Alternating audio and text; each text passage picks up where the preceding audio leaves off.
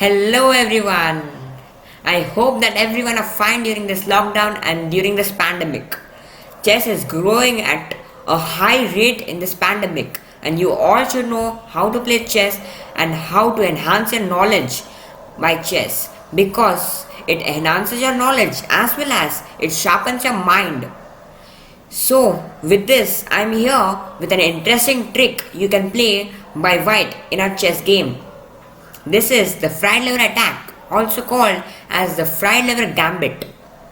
It is actually that we sacrifice a piece for more enhancement and development in our game. So, before starting, if you're new to my channel, then please hit the subscribe button because I do much hard work for only you all guys. And also, if you like this video, then please press on the like button and also comment in the comment section, and I would get to know that how good I'm making the videos. So, let's get started.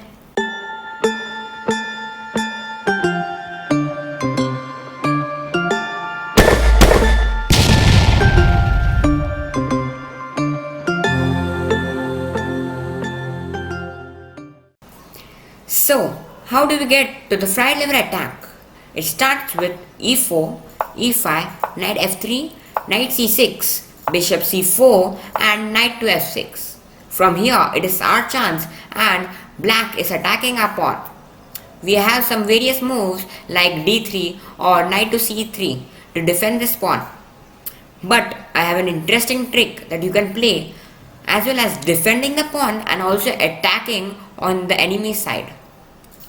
So from here we can go directly knight to g5, protecting this pawn as well as attacking the weak f7 square with a knight as well as our bishop.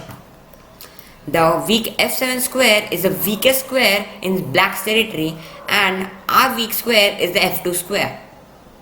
From here the only move to defend the f7 square is to play d5, blocking our way of our bishop. You can also think of playing queen to e7, but queen is a very major piece and we are attacking with a minor piece. So it is preferable to defend with a minor piece only. So from here black would obviously go with d5, attacking the bishop as well as blocking the way of the bishop. We can freely take the pawn. The knight will take the pawn because the queen can't take because our bishop will take the queen. From here starts the fried liver attack. Can you guess the move of the fried liver attack? Okay, so from here we'll play knight captures f7 with a fork on the queen as well as on the rook. The only move black can play is king captures knight. From here we can play queen to f3 check. We are giving a check to the king as well as we are attacking the knight with a queen as well as the bishop. So from here there are several ways black can respond. I will show you all the ways so that you don't get confused in the game. So the first way is, let's say the king goes back to e8. So when the king goes back to e8, you can notice that the knight is only protected by the queen and we are attacking with the bishop as well as the king.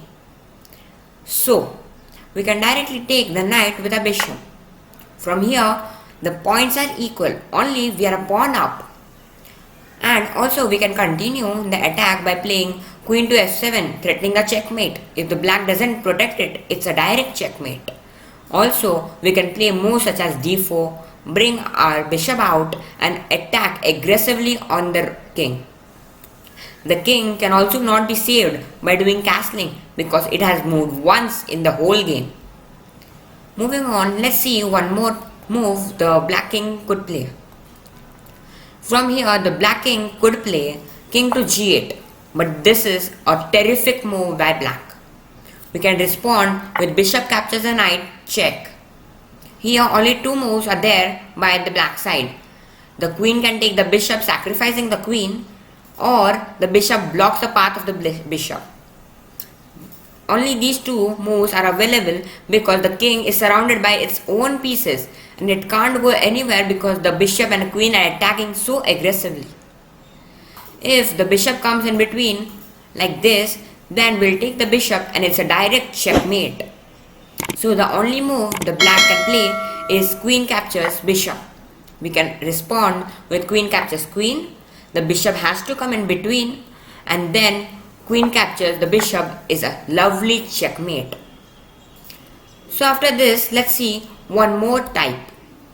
The king can go to e7, but will respond with the same move. Because the knight is only protected once, we'll take the knight with the bishop. From here, we can attack the king by playing queen to f7 if nothing is defended.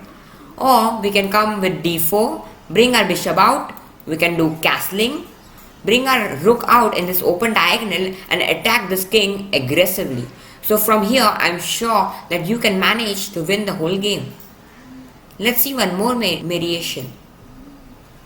From here, the black side can play king to g6. Okay, here also the knight is protected only once. So we can take the knight happily. How to continue from this position? We can continue if nothing is done by the black side. We can go with bishop to f7 check. The king has to come on the dark squares just like this because all other squares are taken by the queen or the bishop. And after the king are on some of the dark squares just like this, we can move our d4 pawn, our d pawn to d4 or to d3 so as to give a discovered attack by our bishop. Just like this, you can see a discovered attack will come by our bishop. And after that, after some moves only, black would get checkmated. So I don't think that this is a problem for white side. Now let's see the main variation. So what's the main move black can play from here? The main move black can play is black can play king to e6, defending the knight with the king as well as the queen is defending it. So this time there are two attackers as well as two defenders. So this time we won't take the knight with a bishop, but we'll play knight to c3 just like this, attacking the knight once more with our knight. So from here, what is the analysis? We have three attackers: the bishop, the queen and the knight. But the black side has only two defenders, that is the queen and the king. So black has to do something to defend the knight once more. Now this light square bishop can't defend the knight because it is blocked by the king. So the light square bishop can't come out. Also the only way to defend this knight is to come knight to e7 so as to defend this knight, or knight to b4 to defend this knight. These two are very popular in many games. Also in grandmaster levels these are played.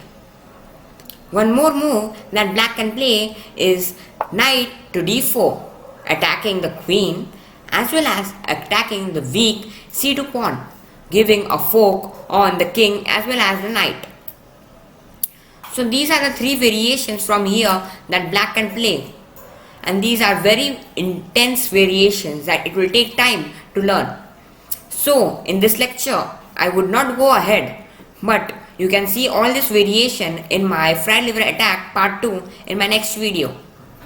So if you have learned a lot in this, then please comment in the section that how is the fried liver attack, and also how did you manage to beat your opponent with the fried liver attack.